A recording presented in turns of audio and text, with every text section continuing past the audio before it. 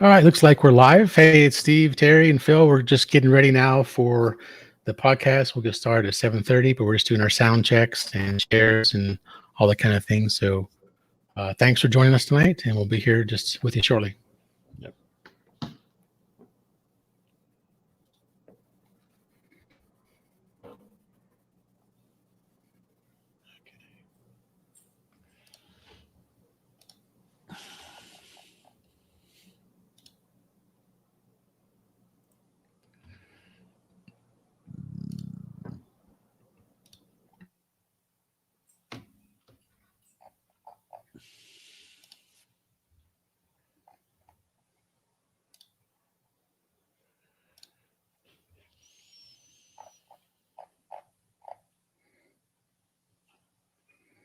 Okay, Phil, if you go to our group, and if you look. I just found it. Okay. Yep. Thanks. Yep.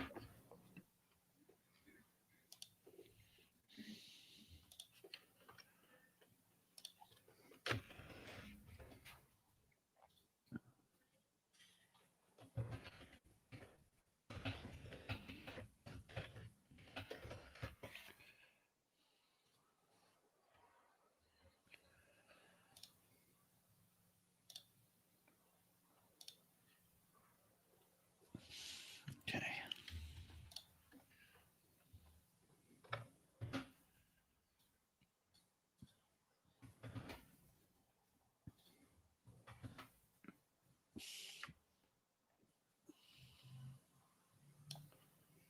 Okie dokie.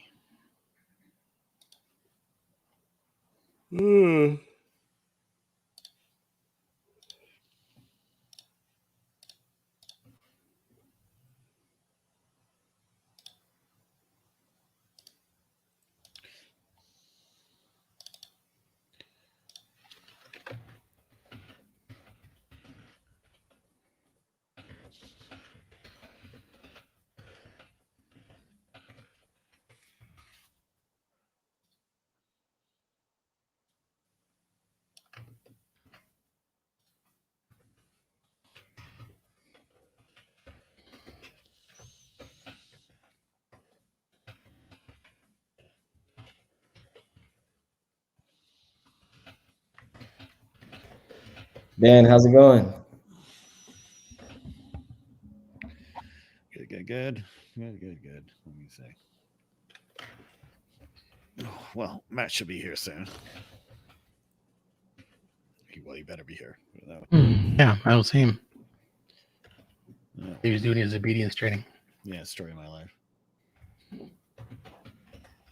Oh, it's just sad. It's just Super tired today, and I don't know really what's going on.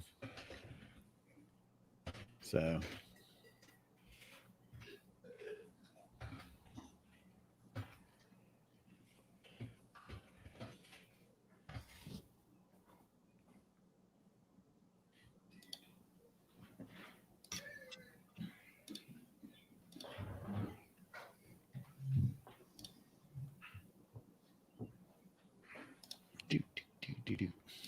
Well, that's garbage.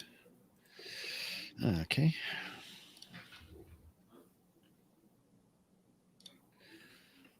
Arkidooks. I'm gonna go here. I'm gonna go look at this.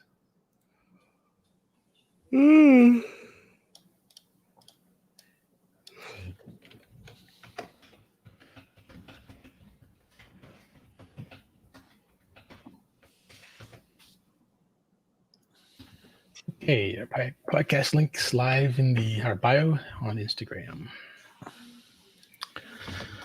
Okie doke.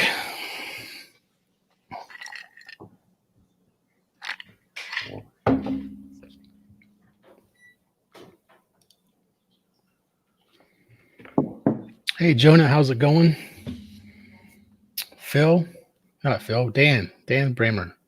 Who's that guy? I think we know that guy, don't we? Yes. There's a Chip Pro Hourglass. Mm-hmm. He fixes car dents.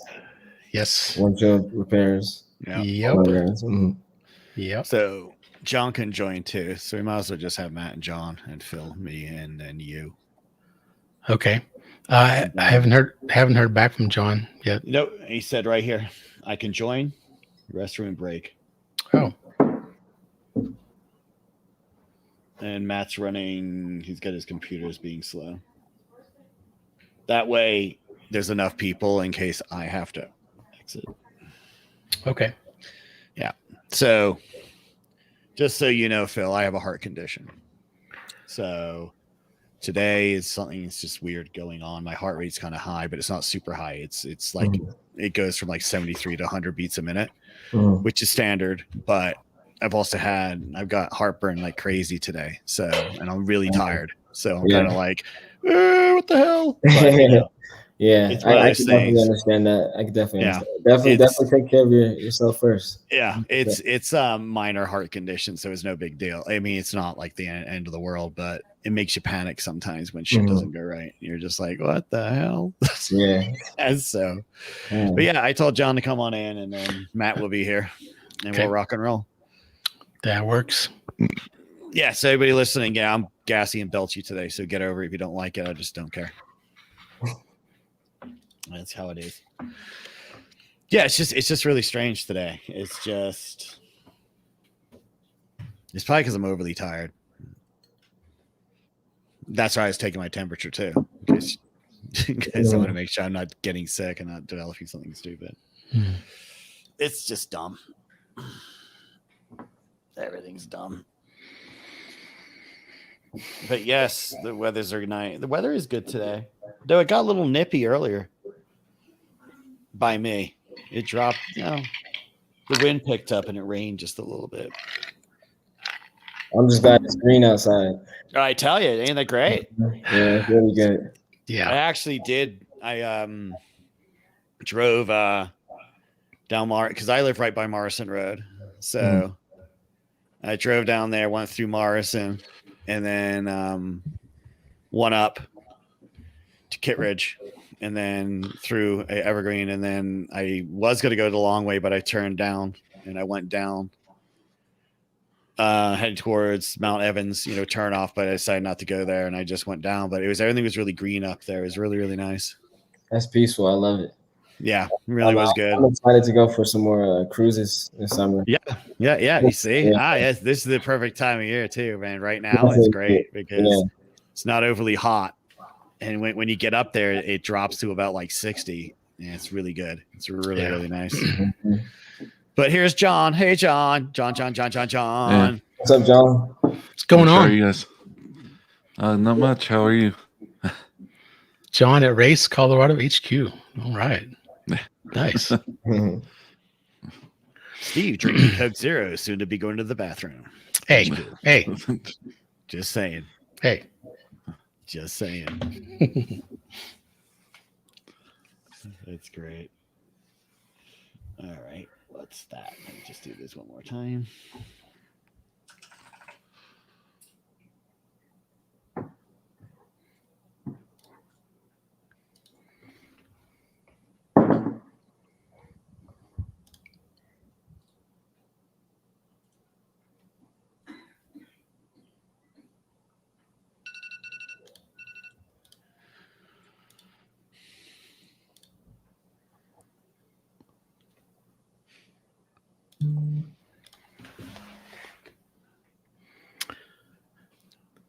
So Matt and his slow computer. Come on, Matt. Come on. I know, but we can always start without that. So. Oh, we got a few minutes. Yeah, I know. I'm going to go get my water jug. So, John, what you been up to? Just working. Same here. Yeah, I was supposed to have yesterday off, and then so I had to work till midnight, and then had to be back at the store 7 a.m. Oh. Yeah. Well, they gave you a full 7 hours to sleep. What more could you want? Yeah, probably more like 6 or 5. Yeah, I know. I'm kidding. Yeah. Okay. All right. Well, there's Matt too. So we're all here. So let's start early. All right. Yeah, sure. Sounds good to Why me. not? Just do it. John, would you Do like it, to John. take Do it the away? intro music, baby. Take it away. Okay. Welcome to the Colorado Cars and Coffee Podcast, your weekly unscripted discussion about local car events, news, reviews, and deep dives. Always bringing you the latest on the local Colorado car scene, tickling your eardrum with a 10mm socket since 2020. All right. Thank you, John, for the intro. It's appreciated. Well, I said, thanks, guys. So for tuning in today, there's, of course, me, Steve, and you got Matt and John. And special guests, we do have Phil Thomas of Slush. Most of you guys should know what Slush is. If you don't, then Phil's going to explain everything to you. So we're going to roll right into it. Thanks for joining us, Phil. We're going to get some events out of the way, and then we'll just move on to the fun. So May 15th, 9 a.m. Believe it or not, it's Car Show. Yes, original name today. That's on 661 East Kentucky Drive in Denver. That's 9 a.m. no end time, I guess, on the 15th. And then also on the 15th, 9 a.m. to noon is Evergreen Cars and Coffee, which is on 3639 Evergreen Parkway. And obviously, hey, guess where it's at? Evergreen? Yes, it is. All right. Wow. Yes. Go ahead, Steve. Do some more. I'll take two, and then Matt, if you want to follow, and then John. May 15th, 9 a.m., Cars and Coffee at Wide Open Saloon. And it's at the Wide Open Saloon, and I don't have the address. Well, that's in Sedalia, if I remember right? That sounds right, yeah. So I will actually pull up the address real quick whilst we're doing that. So this is going to be Wide Open Saloon. Yeah, in Sedalia. You have to look it up. Wide Open Saloon. No, so basically, everybody, it's right off of Santa Fe and Platte Avenue. You can't miss it. It's Wide Open Saloon. It's right there on Santa Fe. And the next one, May 15th, 9 a.m., Maracay Mountain Cruise. And that's 7725 Wadsworth Boulevard, Arvada. Over to you, Matt. Hey, Matt, you're on mute. You're on mute. You're on mute. Sorry, I muted to clear my throat and didn't unmute myself. It's like every single meeting I have. Yeah, tell me about it. So still on May 15th, 9 a.m. to noon. Mike Ward Supercar Saturday at 1850 Lucent Court, Highlands Ranch, Colorado. And also May 15th, 10 a.m., 2021 Nova Roundup. It's at Elevate Bar and Grill at 2831 West 120th Avenue, number 200 in Westminster. There you go. Well, also on May 15th at 10 a.m., it's the Rods and Bods Museum, Movie Cars, and More grand opening. It's at Colorado Mills Parkway in Lakewood, Colorado. That same day, May 15th at 5 p.m., the opening of Summer Car Show, Rockabilly's, 12363 West 63rd Avenue, Arvada. Nice. And I'll get the last three. So on the 16th, 10 a.m. is Heroes Pizzeria Car Show. Sunday Fun Day, baby. So that is 16070 East Dartmouth Avenue in Aurora. Then on the 16th at 1 p.m. is Cruising for Causes, which Colorworks Colorado Euros Charity Poker Run. So it's going to start at Colorworks Powder Coating on 15353 East Hinsdale Circle, Unit H in Centennial. And then rounding it off is on May 16th, 10 a.m. to 11:30 a.m. Dubs and Donuts at Hertz Donuts Company at 12311 Pine Bluffs Way in Parker. All right, that kind of sums them all up, and everything's on our event page, obviously, and then the newsletter that we send out. So if you haven't sent out for the newsletter, please do, because you'll get all this information and little features we do. We ask members to do photos and write-ups on their cars, and in this one, a wonderful lady named Sharon let us feature her Triumph Spitfire called Susie. So that's actually in there. There's pictures and a write-up done by Sharon to explain her love of that car. So we do that on every one. So definitely sign up. You get all this good stuff. And isn't Matt running the Instagram June photo shoot contest? I am. So I think I made a post this past week. I'm like 90% sure I made a post announcing the theme. It's Japan. So anything and everything related to Japanese car culture. Oh, okay. So basically here, people, I'm going to choose the winner. Whatever picture of Godzilla, you win. Have a nice day. So yeah, go out for the rest of this month, get pictures. We'll start taking submissions June 1st. And if anybody posts that layabout turtle Gamera, forget it. It's not going to win. Lazy. And they got to be in Colorado, right, Matt? Yes.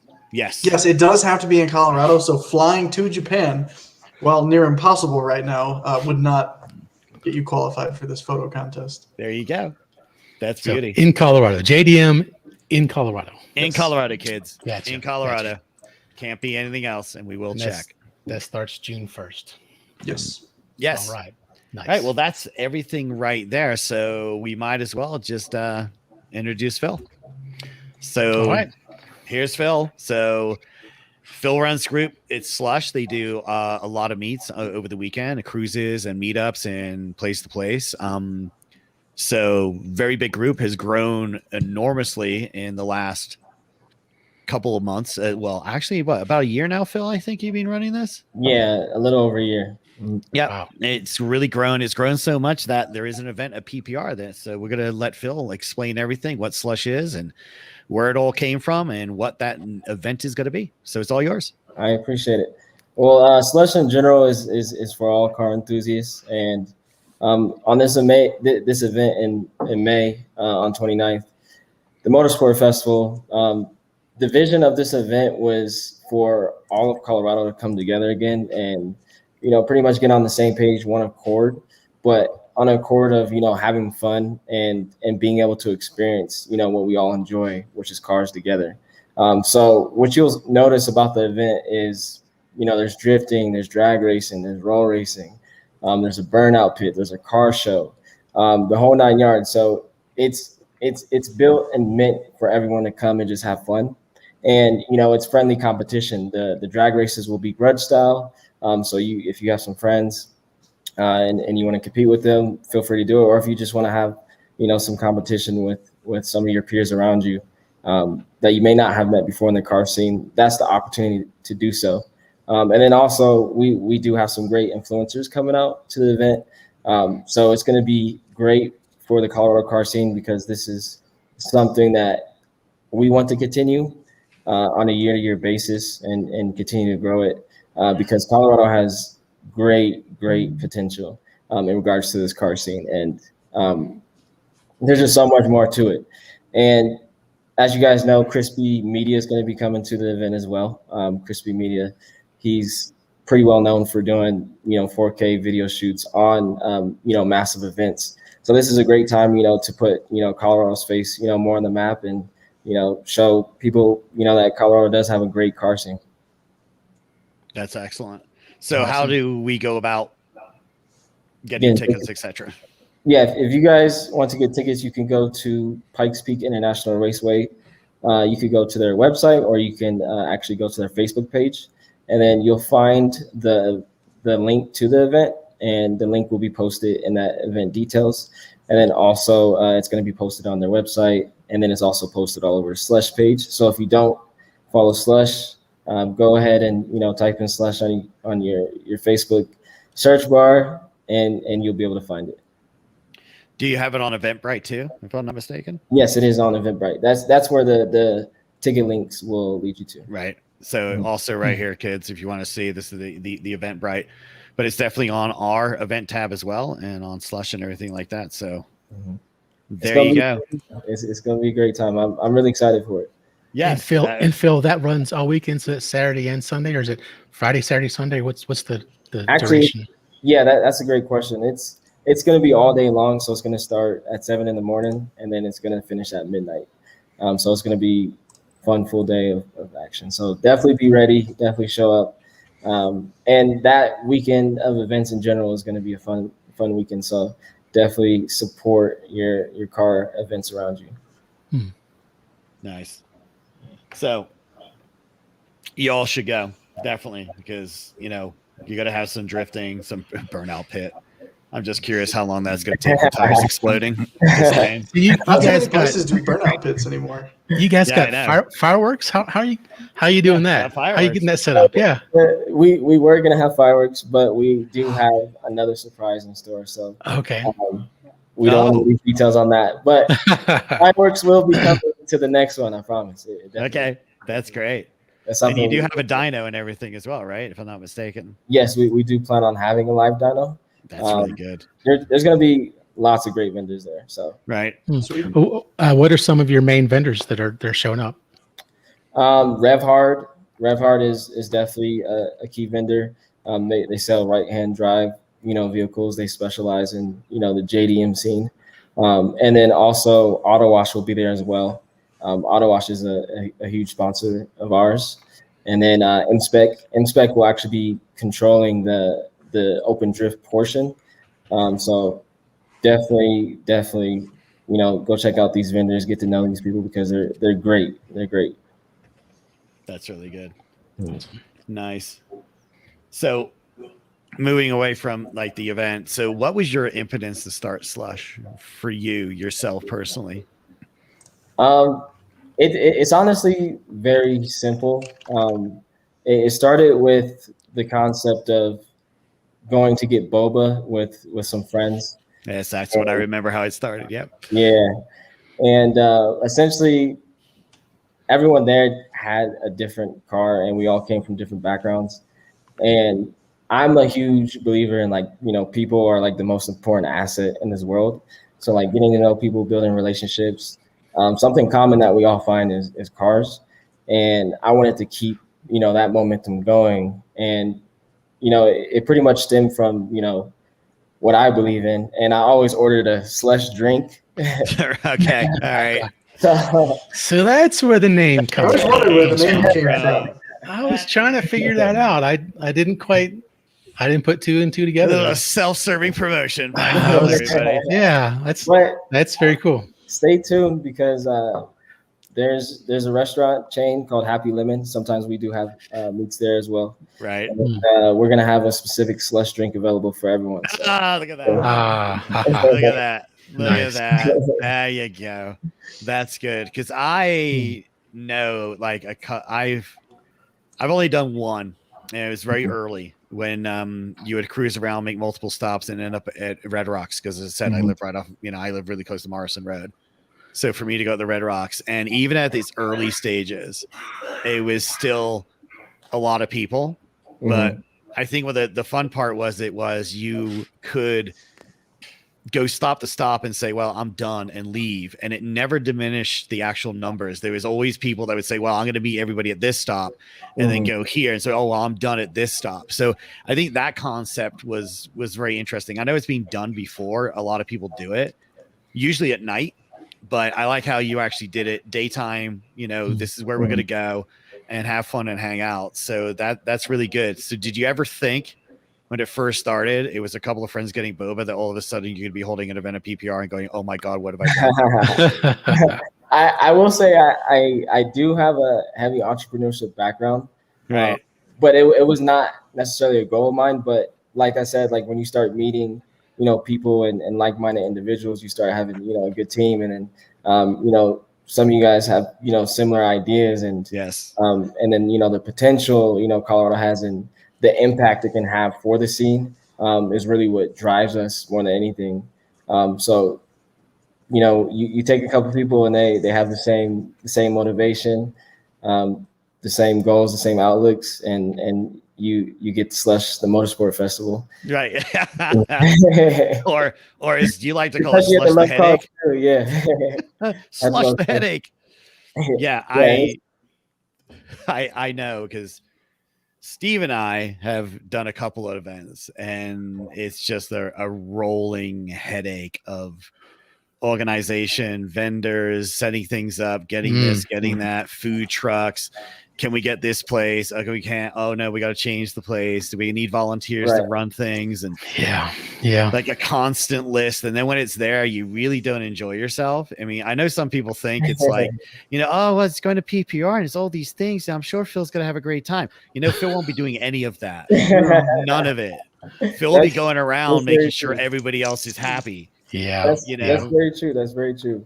And but what really makes me happy is the results it produces for the community instead of like for myself. So it is kind of for like the greater good, and that's what continues to drive me. And then I also a lot of great people through these meets to where like, yeah, we can have, some private cruises, some conversations and things of that sort. So I think overall the benefit in the long run has definitely been worth it, but hosting events does take a lot of work.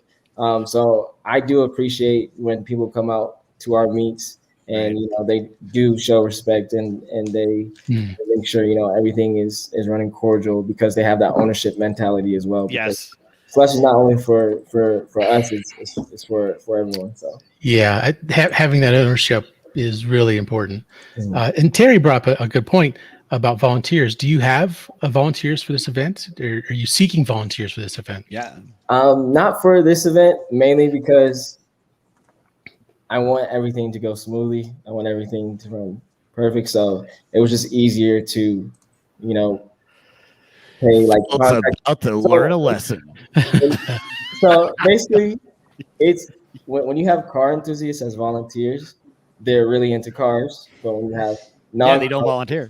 Yeah, when you have non-car enthusiasts as like security and other things like that, they're more able to focus on exactly what they're doing. So, and this is a big event, so I don't want anyone to have a bad time or a bad experience. And it's new for me, so I wouldn't want to make it new for a volunteer as well. So that'll be a whole learning process for all of us. Right. How are you staffing the event then? It's a big event with lots of moving parts. I'm just curious how you're staffing it. So PPIR actually has their own staff, and that usually runs the event at the track. So they're the experts, so might as well have the experts. Yeah. No. Yeah. I guess That's good. Yeah. So we do have a question. They kind of they corrected it, but are you allowed to bring canopies?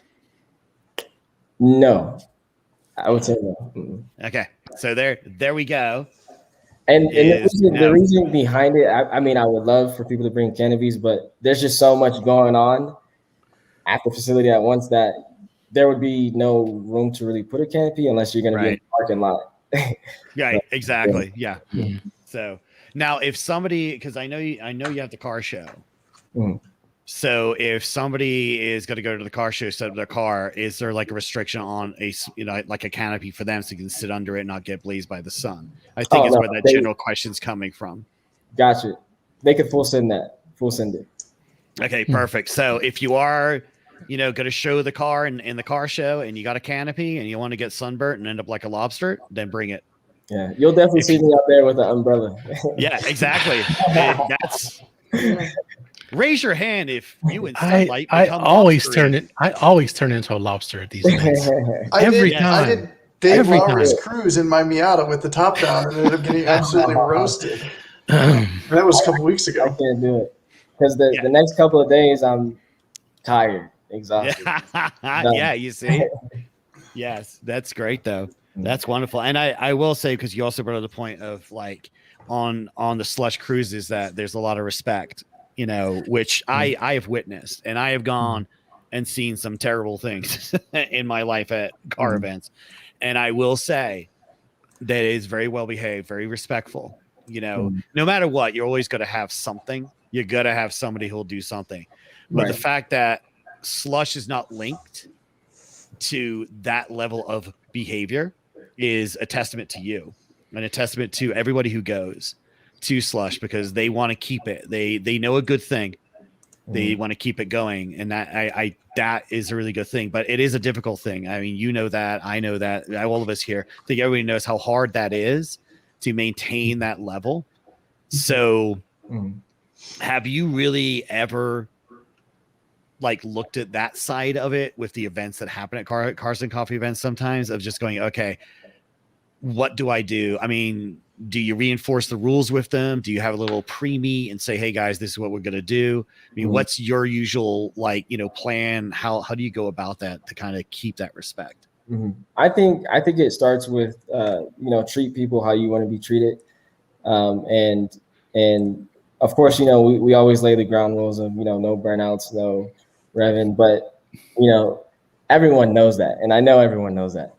But it comes down to, how you talk to individuals, how you connect with individuals, and then also how it has an impact on them. So if if people really enjoy slush, like you said, Terry, that's something that they want to keep.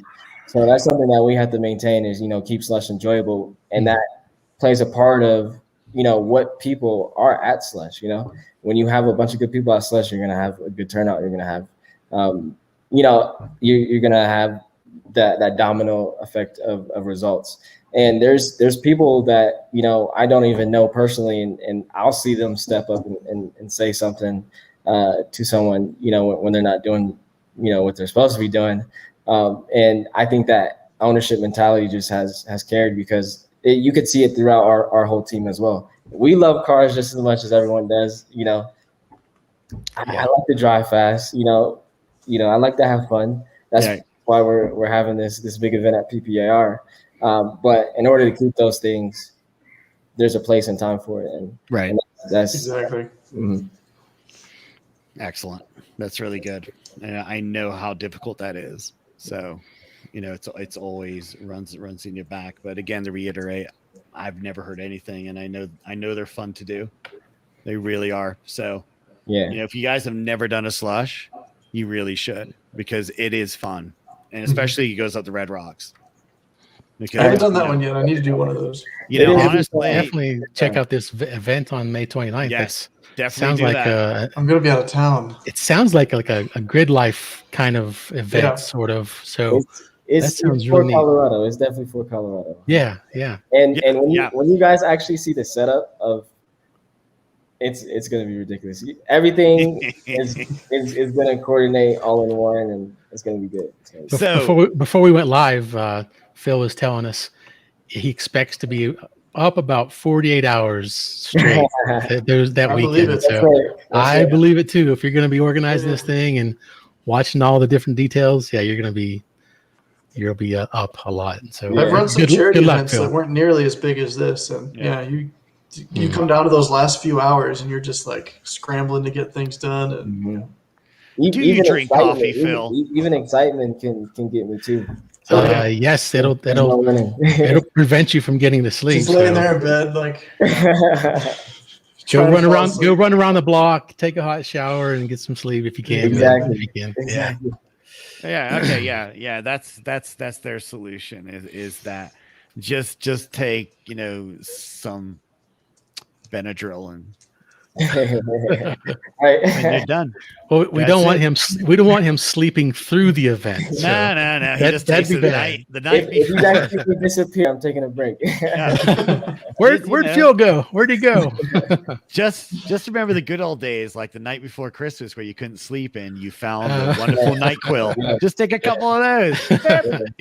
even I ran track in college, and even those races kept me up late at night. So really? That must, I can imagine. I can really imagine. I mean, honestly, and a lot of effort. I mean, you be planning this for a long time, you know, and I think people really need to get a really full understanding. I think we're just going to beat this horse one more time. How much effort that goes into planning these things. So, when you're listening to this, you're on a page, you go, hey, you know what? I really want to we'll just do a simple Carson Coffee event. Understand the amount of planning that goes into that. It's not like I'm going to wake up Friday and go, okay, well, I'm going to do a Carson Coffee tomorrow. No, it doesn't work that way. You're literally looking at everything, getting permission to do this, do that. What do I need to do? Who's going to be there? How big? What's going to be this? Can I get a food truck? Can I get a coffee truck? What happens if it's too big? What happens if nobody turns up? What's this? What's that? Do I need permits? Do I need this? Should I call the cops? Should I have them there? Do I have to pay this? What about sponsors? Can I get them there? That's what you go through. And that's just what Steve and I went through to doing a couple of events. You basically rented a racetrack. So, we've not rented a racetrack. So insurance was the hardest part. So that I've spoke to about 8 or 9 different insurance companies, and it's a long process. I'm sure. Yeah. So you guys are fully insured for the event then? Yes, yeah. Wow. Good. Yeah. See, guys, that's what it takes. That's how you do it. Dave. That's how you know it's a professional event. You got insurance for it. You have insurance, and if you look around at all the big ones, they all have insurance, and they do something. Yep, they all do. Just don't make me use that insurance, please. Exactly. Don't do that to Phil. Don't make his Don't do premiums go up. Yeah, do not do that to Phil. Okay, I'll do that to Phil. You guys don't do that to Phil. That's great. That's wonderful. That's good. You guys have any other questions? Anything else you want to get from Phil before we do whatever else we do and keep Phil on to comment about crap we're about to talk about? Has Slush Sunday started back up again? Yeah, we do plan on having a meet this Sunday. So Dang it, I'm going to be out of town. I'm camping this weekend. I'm going to start making it soon. well, as soon as the weather is more consistent, Yeah, of course. we'll definitely have more consistent slush meets. Sweet. Looking forward to it. Do you have the route for this slush meet, or is it? Do you know where you're gonna go? We do and we don't because it's the weather. It just all that's depends true. on the weather.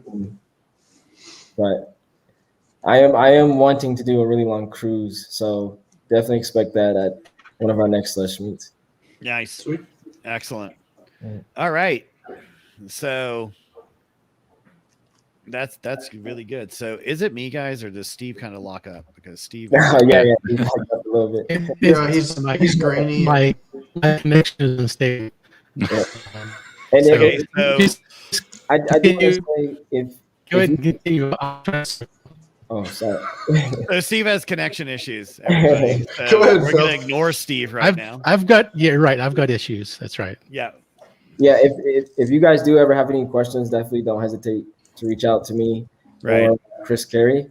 And then also use slushsunday@gmail.com as a good resource for any questions as well. Because That's excellent. instead of messaging me in my inbox, it's a lot easier through email. I do prefer email. So It's all in one place. Yeah. Right. Yeah. Honestly, guys, email's a lot better. Email's easier for everybody to deal with. Email's trackable. So, we can know what's going on. We can reference stuff. So definitely email Phil if you got any questions, you need anything, or you want to ask him stuff, etc. Oh, look, Steve's back, and he's not as grainy and buttery as before. My Chrome was out of date, so I think it was like saying I will not serve you anymore. So you must update. Okay. I think that's what it totally was. Explains it. I don't know. That's great. All right. So shall we get into some stupid stuff we like to talk about? Yes. Sure. Okay. And you might as well hang out, Phil, so you can I want to hear it. I want to see what's going that on. we're about to talk about. All right, I'm gonna pull this one up, and we do jump around, but this one developed even more interesting.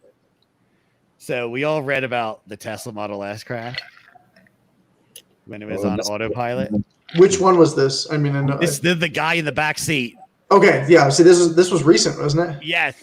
Yeah, not too long ago. Yeah. So the guy in the back seat. So yeah. So there was ideas that he was not driving the car; it was on autopilot because he was in the back seat. But now they're saying he may have just wound up in the back seat. Whoa! In the crash. Well, yeah. There's interesting things about it. So we basically here. The NTSB basically just reclarified and basically said they have made no conclusions about the operation of the crash vehicle. We're only stating the facts as we know them in the early stages of our investigation. All we know at this point with regards to vehicle operations is that the auto steer was not available on the section of road where the crash happened. And when we tested the exemplar vehicle, autopilot was not engaged because auto steer was not available. We have not made any conclusions about the operation of the crash vehicle. During the crash, remains under investigation. But the interesting thing is, I think there was another sub-story on another. I can't remember if it's the same guy or not, but the guy got arrested for putting his car on autopilot and going in the back seat. Okay, I was going to ask because there was one that wasn't involved with the crash, right? Yeah, right. There was a guy, okay, that's what I was thinking it was because I was about to ask which story this was because I remember seeing a post, some meme the other day. Yeah, about a guy sitting in the back seat. There he is right here. So this guy's different. But what was interesting about the this guy? Oh my god. Yeah. Okay, what's interesting about the first Param Sharma? This is his name. That's my guy. But what's interesting about the first one, the actual crash, is they're swearing up and down the car was on autopilot, and Tesla's basically saying it's impossible because where you were. It was impossible for autopilot to be engaged. So it's curious to see how that works. But this guy's a winner. This guy's a winner. So I love the confidence. Yeah, this is not like, hey, I'm just doing this one time.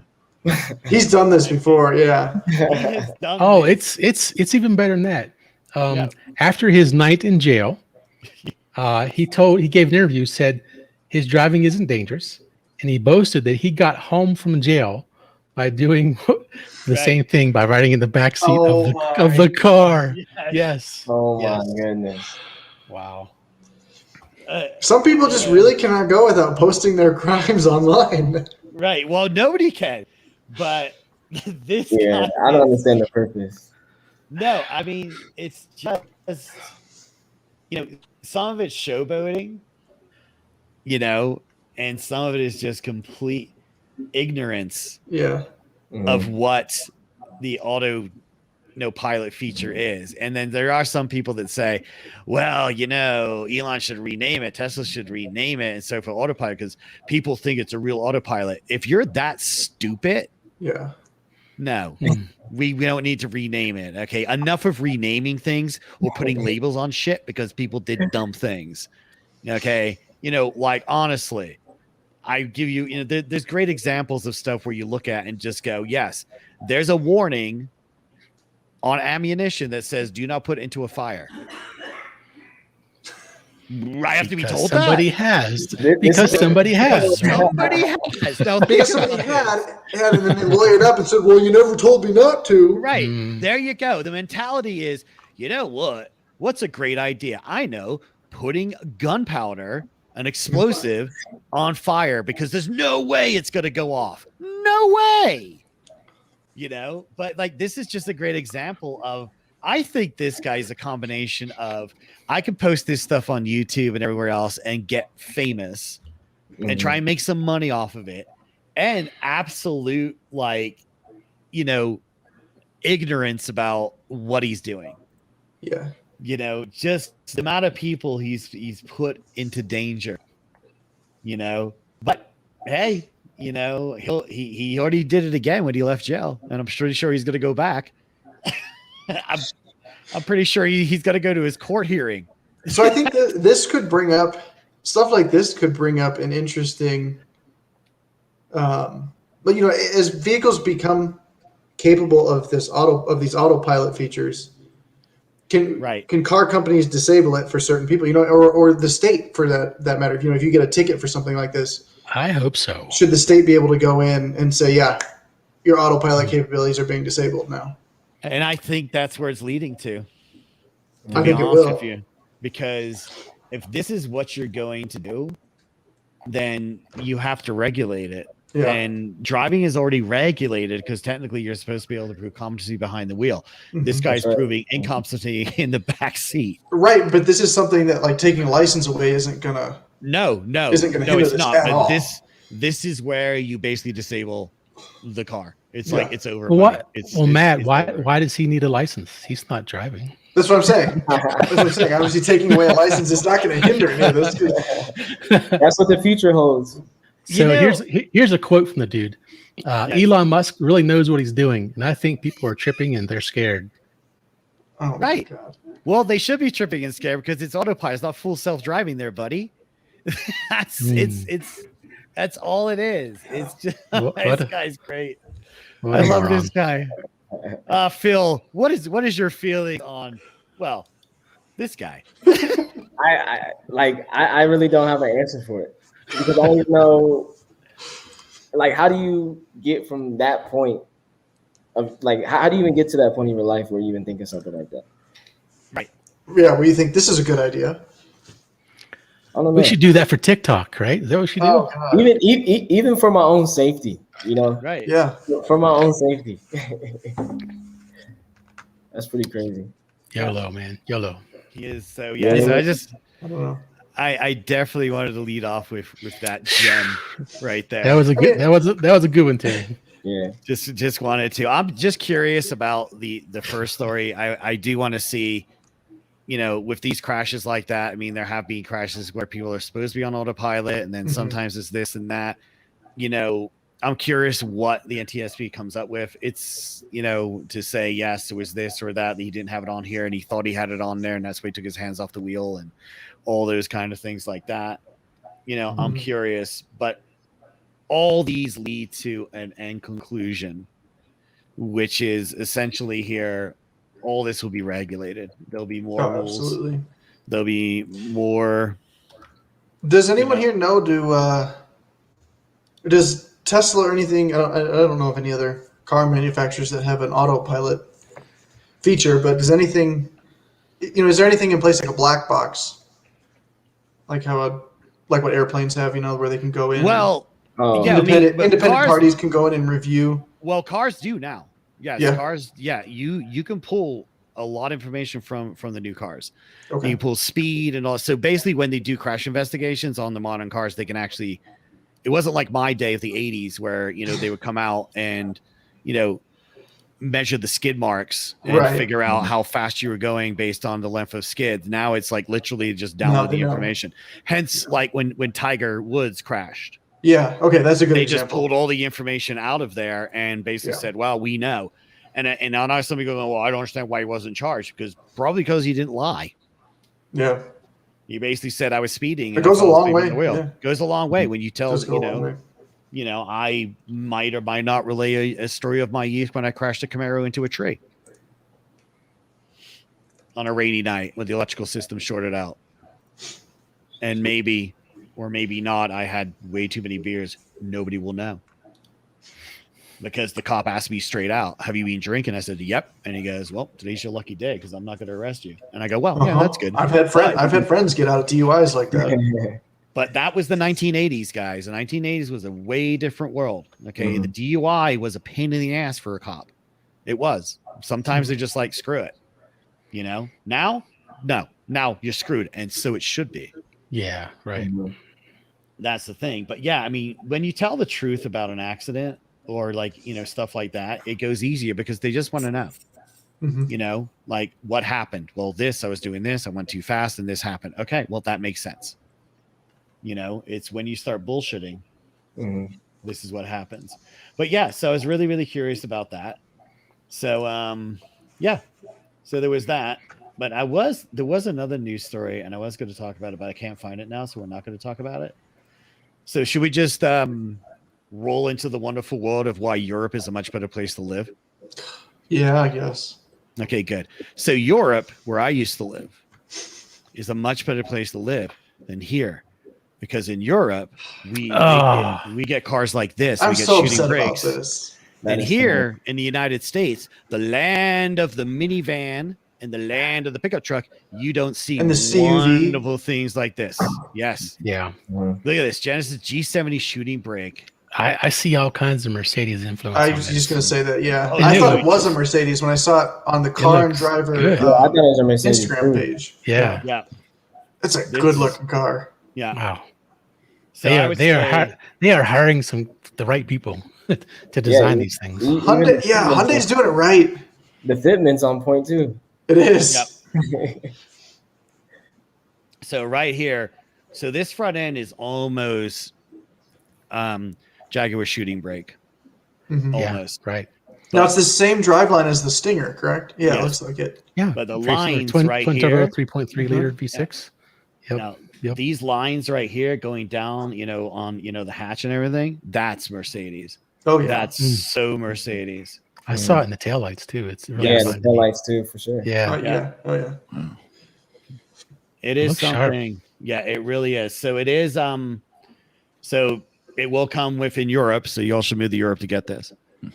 2-liter turbo, which is the inline 4, or the twin turbo 3.3 V6. Isn't that twin turbo 3.3 V6 is what's in the Stinger? Yeah, that's what I was just Yes. saying. Yeah. Yeah. Yeah, it's basically a wagon Stinger. It sounds like. Yeah. With more luxury, but Yes. Mhm. But they're even saying right here it will compete with the A4, the 3 Series, the Mercedes C-Class, which is what it kind of resembles. yeah, But I yeah. think Hyundai's doing it right here. Yeah, Hyundai's definitely doing it right. So are I- wagons still good sellers in Europe? I mean, I guess Oh they yes. have to be. Oh, Right? yeah. Yeah. Just trust me. There's So very- SUVs never really took off. not overly, nowhere near to replace this. This has much better capabilities. You know, and it's just easier to deal with because you got to, I mean, especially in England. Yes, there's SUVs in England, but you know, roads in England, B roads are tiny. Okay. So getting a big SUV, I mean, is ridiculous. And yes, I've seen stupid big cars in England. My neighbor down the road had a 71 Mach 1 Mustang. Okay. Now understand that car was as big as the 2-lane road I lived on. Okay. Jeez. That's how big it was. Okay. So yes, but these are just more practical because you can put your dog in the back. You can put your kids in the back.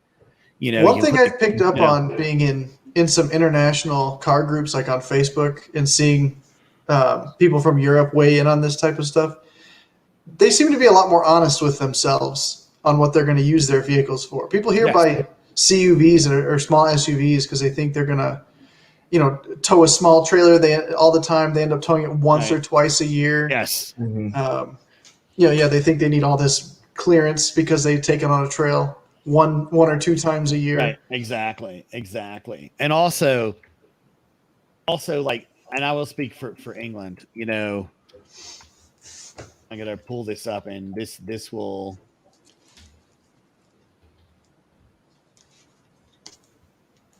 give you an idea why the station wagon is like the shooting brake. Why it really is, because almost every single one that you'll like do is like these are what you use to pull your caravan. Yeah. No, there are some SUVs and stuff, and but they're tiny. They're small, like, you know. I can't remember which manufacturer it was. It was either Volkswagen or Mercedes. Several years ago, they tried bringing one of their wagons over here, and it wasn't selling. So they literally just put a 2-inch lift on it, some bigger wheels, and it started selling like crazy. I can't remember which vehicle that was. Whoa, could it be the Audi Allroad? It might be. The I don't know which one. VW All-Track. Is it the All-Track? It might be the All-Track. It could be. If anybody who's listening, all 7 people, if you know the answer, tell us. Oh, 6 people now. Huh? Down to 4. Okay. Is it? All right. I'm coming to your house. But yeah, so this is a beautiful car. And you know what's interesting is America was huge on the station wagon in the 70s. 50s, 60s, 70s, going into the 80s, huge. And then all of a sudden, but our station wagons got ugly. And I think that's what killed them. Yeah. They got big and boxy. And they didn't handle well. Yeah. I mean, I remember, you know, when I moved over here, you know, and you know, don't get me wrong, it wasn't a culture shock to come back here. It wasn't, you know. I mean, the only culture shock I had coming back here is realizing what a shithole it is. Yeah, I said that. I came from England to New Jersey. So think about that real quick. New Jersey. That's a different environment. 100%. Nobody wants New Jersey. But at least it's not Delaware that nobody wants. Okay. But, you know, seeing because we had station wagons in England. You know, we had Ford Cortinas, Nissan Bluebirds. We had a Mercedes turbo diesel, all those things. And they were medium sized. I came over here and I've seen big station wagons. Don't get me wrong, because I used to visit. But to realize when you live here for more than coming over for a vacation to see family, is the plethora of massive station wagons, big, you know, Vista cruisers. Okay, massive 7 seater with a folding rear seat designed to kill the kids you didn't like. You know, I mean, the plethora of those compared to the smaller station wagons that would have been more practical. And they were slab-sided, which is the 80s, but slab-sided and, you know, fake wood vinyl put on there that was a sticker, and, you know, and it was just crushed velour interior that is like, you know, guys, it's not the 70s anymore. And when you look at some of the station wagons I grew up with, you're just going, how come you're not sloping some of the sides here, rounding that? And they can be done because there was American cars in the 70s and 80s that had those curves, that did. and they could have done it. I just think they just said, nah, screw it.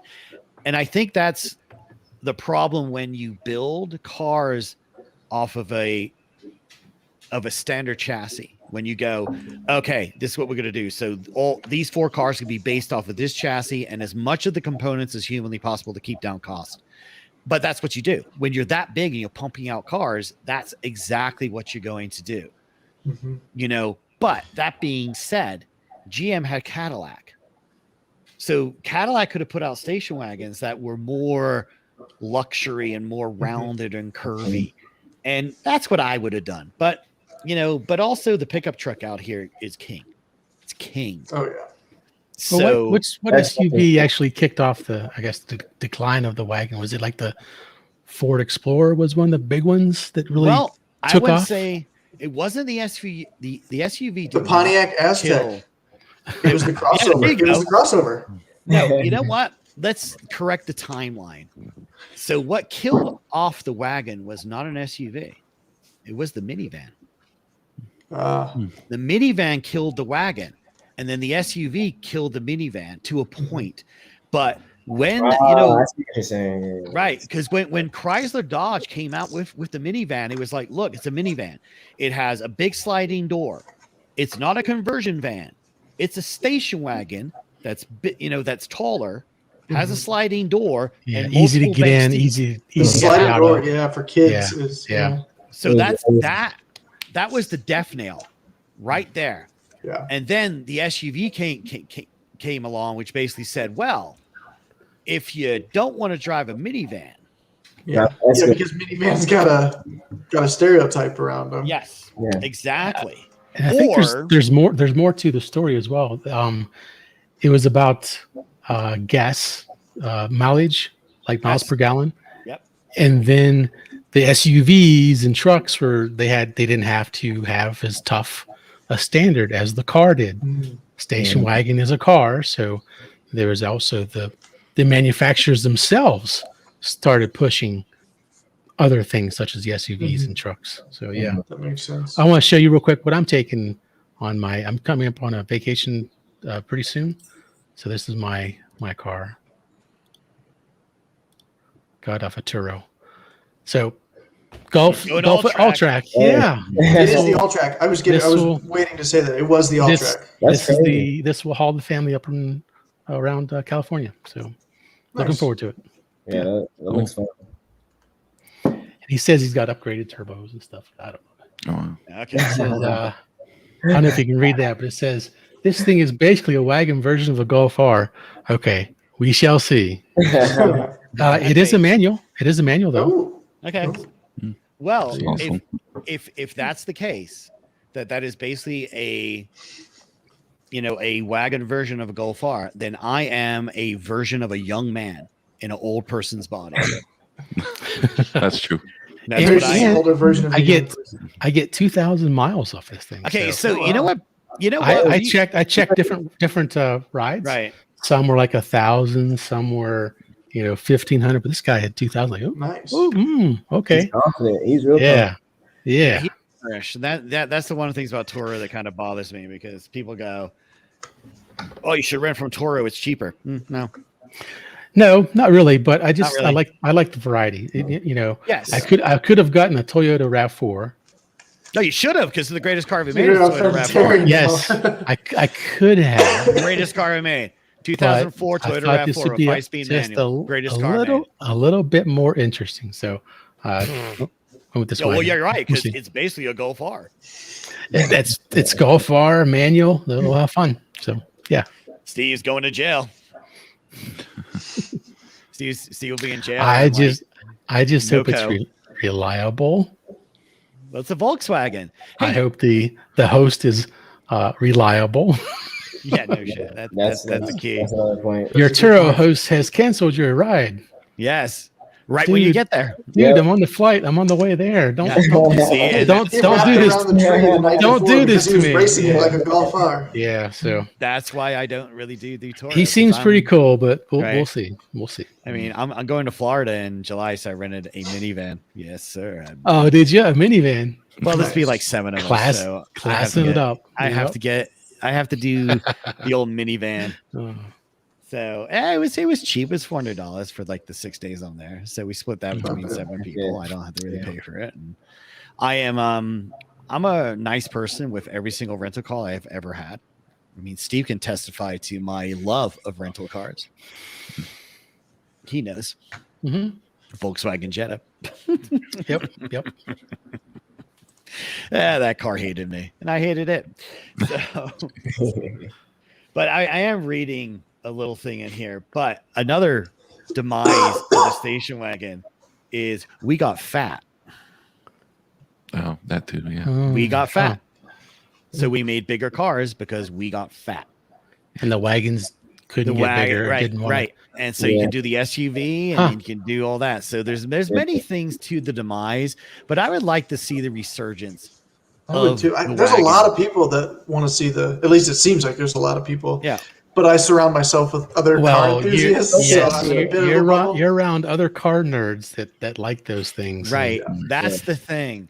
Because to give you an example of why, yes, the resurgence would be nice, but I don't think it would work, is Cadillac did make a wagon. And they did. CTSV wagon was amazing. That's right. The CTSV wagon with a manual transmission is like one of the biggest American unicorns right now to try to find. And right there, you summed it up. It's a unicorn because nobody bought it. Nobody bought them new. Right. They're great on the used market. Right. And that's the other, we've talked about this before. That's the other kind of conundrum that we go through here is that most car enthusiasts are not buying new cars. Right. Because they know the depreciation that they take. Yeah, depreciation is a hit. Now, I would like to see it though. I would like to see one of the automakers out there. Well, actually, Jag already did because Jag brought their shooting brake over here and it didn't sell. But it's also Jaguar, so not everybody's going to buy a Jag. But the damn thing was really nice, and I thought about buying one. Even Buick. Buick has the Regal Tourette or had the Regal Tourex, and it died off as well, right? It died off. Yep. And then you had a year or two. Mercedes had wagons over here, and they just don't sell, so they stopped doing it. BMW had wagons, and they stopped. Don't sell. We know Steve's partial to those. Mm-hmm. Well, yes. I mean, actually, I just love I love a wagon. But I would like to see at least like when they come out with things like Hyundai just did with the shooting brake and everything. I like to see them just say, actually, we're going to do a limited run to be 1,500. I was going to say send 500. So they've already got it in a left-hand drive configuration. Right. Send 500 of them or so over here. They'll sell. Just do it.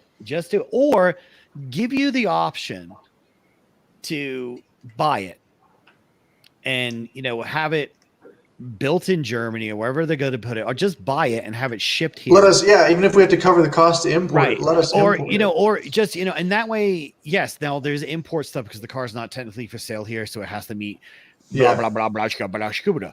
But in essence, cars built in Germany come over here because Germans don't do anything different. Okay, when you buy a Porsche for the US market, the only thing different is the California emission crap, but they put it on every car. Okay, just to get around that. The car made in Germany is going to either end up in Germany or not. The only difference is they put the MPH dials in instead of what. So there's not much. Kia can easily do that. That makes it US compliant, and then that makes it ready for the US market where they don't have to bring any in. They could just say, if you want one, you got to order it, but it's going to cost you. Yeah, and I think they'd still sell. They still sell a few of them. Right, it may not be a ton. Right, and the whole thing is they're not committing. Right. You bringing 500 in and going, well, we only sold 50. Yeah. And now we have to get these things out of here, but no one's going to want them. Yeah. And they say, hey, if you want it, we're allowing you to buy it, and you got to cover this. You cover the import cost. Yeah.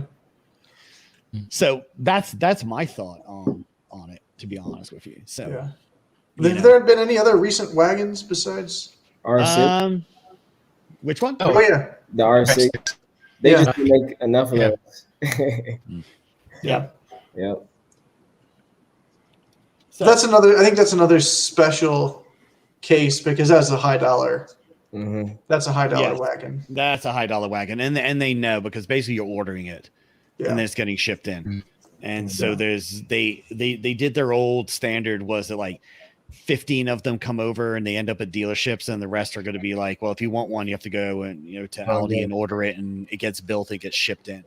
Yeah. And that's what honestly Hyundai should do. Exact model They like should. that. So you want it, then you're gonna pay a premium for it. Let us know.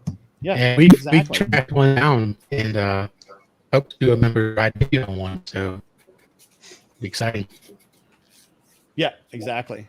You're still breaking up a little bit, Steve. Your Google hates you, man. So Oh, well. it's all good. Don't worry about it. It's all good. All right. So, any other thoughts on that nonsense? Yeah, I could go on for I hours know. about wagons, but we got to cut it off somewhere. Yeah, we do. We should cut it off. I mean, I was just kind of wanted to dig that one out and have some fun with it. But other than that, Should we talk Porsche? Yeah, go ahead and do that because I'm done talking. Which one do we want to start with? I don't care. Just pick one. I'll do the Boxster. Okay. So there's been a concept. Is it a physical concept? It's it's a concept right now. Okay, so like drawing board concept. Yeah, Of a drawing board Porsche concept. Boxster EV. I'm about to look that up. I haven't seen that yet. Yeah. Which I think now that we have the Taycan and it's it's on the road, I think this is becoming a more realistic possibility. I really wish Jordan were here for this. I know he'd be really hyped about this. Yeah, He's always talked about wanting an electric, some sort of electric variant of like a Miata, and this was going to be the closest we get for a while. Yeah, that's exactly what it looks like. This could be really good. I mean, it probably be price point with the Taycan. So more affordable, more better. So, Yeah, definitely more affordable than the Taycan, but also no roof, so it makes it more of a weekend car than a daily driver like a Taycan would be. Yeah. Exactly. You can do a convertible, can't you, Terry? What? You broke up. You can daily a convertible, right? Yeah, I daily my convertible. Oh yeah, most people, or there's a lot of people that can daily a convertible. Mhm. Yeah, there are some people out there that don't daily convertibles. I like to call them scumbags. So just saying. But yes, but right now it could be a concept. So it's just more of a Porsche talking, saying they're working on releasing a Boxster EV concept. But it's very believable. It's extremely believable because Porsche has committed. Mm-hmm. I'm excited for that. I like I said before, I was never really excited for the EV takeover until Porsche jumped on board. Right. Because they're showing that they can be fun, they can still be all-around performance cars and not just a one-trick pony like the Tesla is with its crazy 0 to 60, but that's about all it has going for it. And its backseat driving ability. Yeah. Gonna love that. So yeah, I mean, if they do this, and supposedly they're gonna use a new electric platform, not the one they're currently using. Oh, So separate this from the thing goes Taycan. forward. Yes. Okay. So, which I think is linked to the Macan prototype. Okay, I was going to ask, is this going to be a platform that they're going to push for like the new 911 and the new, right? The new Cayman type of stuff. So this one, the Macan, the new one that's coming out in 2023, it'll be built on a new electric platform with a similar 800-volt architecture as the Taycan electric, but will have significantly more range. So whatever you want more to range in that Boxster would be nice. I could see it being very road trippable. So the electric Macan will be built on VW's group's premium platform electric PPE, which will use a range of future Audi and Porsche products. And it will borrow from the Taycan's 800-volt architecture for fast charging. Okay. So 2 battery sizes available. And again, Porsche says that the majority of North American customers thus far have chosen the larger battery packs. They will only have 1 battery size in the States. I don't think that's a surprise to anyone. No, and hopefully the Germans don't have a sense of humor that day and give us the small one just to be at. Like, This is your one battery size you get. It's a small. Yeah, you get the small one. That's it. So yeah, it'll be. I kind of want to know this significantly more range. Yeah. What do they consider significant? I mean, they're kind of. I mean, if they want to go significantly more range, and the Mach-E and the Model Y have more than a 300 EPA range rating. Yeah. Okay, and then Porsche is also planning on expanding its partnership with Electri America. So this is the thing when you start getting other manufacturers involved in the game, things change quickly. Oh yeah. So we will see. We will see. So, what's your thoughts, Phil, on electric? In general, I'm a big fan of gas powered cars still, mainly because of the sound. Because I just envision watching a Formula One race, and I would rather listen to it with the type of cars that they have now versus just electric cars going around the track. And that kind of that kind of just like the purpose, yeah. And of course, you gotta love the supercharger sound, the turbo sounds, like right. It does something to you. It does. Yep. But I do like the cross hybrid systems and things of that sort. So I would definitely like to see that more. But I don't know about full electric. That's gonna be a tough transition for me. I think if you look at it this way, if you electrify everything and hydrogen fuel cell everything, then it saves the gasoline. Mm-hmm. And then we can still have our gas cars. We're just driving those on in the weekend, but we're using these utilitarian vehicles to do what they're supposed to do. Right. So, yeah, I'm okay with electrification for daily stuff as long as that reserves gas for our hobbies. Yep. So, but as we know, we really don't get too much of a say because no. Unfortunately. We definitely don't. I mean, the debate will rage on. I don't mind electric vehicles at all. I mean, it is the wave. It's what's going to happen. I'm a proponent of hydrogen fuel cell because I just feel hydrogen fuel cell is the better way to go because you just got to put the infrastructure in there, and essentially the infrastructure already exists because it's called gas stations, and you just do some conversion. And if you want to get people to actually start looking at alternative fueled vehicles, and people are fickle, aka people hate change. They do. So if you have something that is exactly similar to what they've been doing for all their life of stopping at a gas station, getting out, pushing a button, opening a flap, taking off a cap, grabbing a pump, putting it in there and squeezing the trigger. That's a good point. That's a great point. That's how you get everybody to do things. You want conformity? That's how it's done. And in case everybody's like, all four people are listening thinking, I'll never conform. You already have. Because you go to a gas station, you pick up a pump, you put it in there, and you go. They got you. It's done. That is conformity. We all go. We all follow the rules at a gas station. Unless you're out there refining your own petroleum. Right. Exactly. Right. I mean, we all accept what that gas pump is telling us to do. It's telling us, put in your credit card, push this, push that button, stick this in here, go. And, and the majority of us now, we just let it do its thing, and we don't even look at how much it cost us. We just slap that thing back in and go in, reset the mileometer, and off we go. Because that's what I do. I don't even look how much it costs because I already know. I don't do that anymore either. Yeah.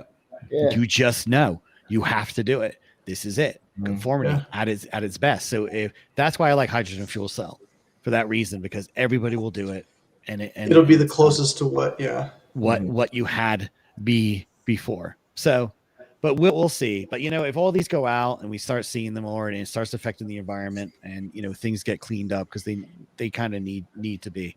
It's like really think about that. And go from there. And plus, like, the power of these things is just amazing. I miss the sound. The power is ridiculous. The sound is huge. I mean, you brought up F1. I'm a massive F1 fan. I've been watching F1 since I was like like 5 years old, and I've gone to F1 races when it was V12s and V10s and V8s, and now it's the V6 hybrid.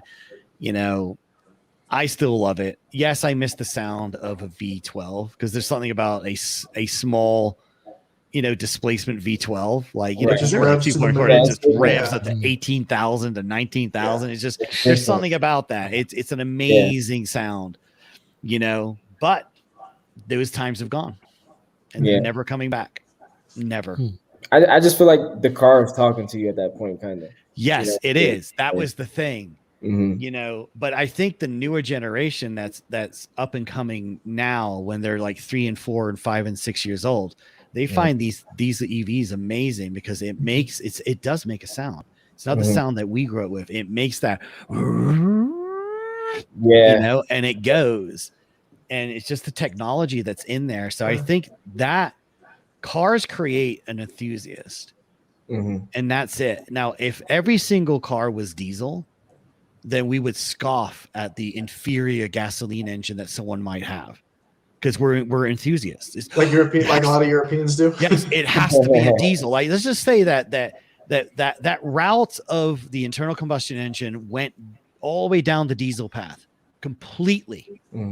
Okay, all of us would be having diesel cars going, oh, it's diesel, and then somebody turn up in their gasoline powered unicorn. They're like, well, that's kind of nice, man, but I remember the good old days in 1973, when my father started that diesel and black smoke poured out and it went rat-a-tat-tat-tat-tat. It went boom, boom, Yeah. boom, as it was starting up. Right.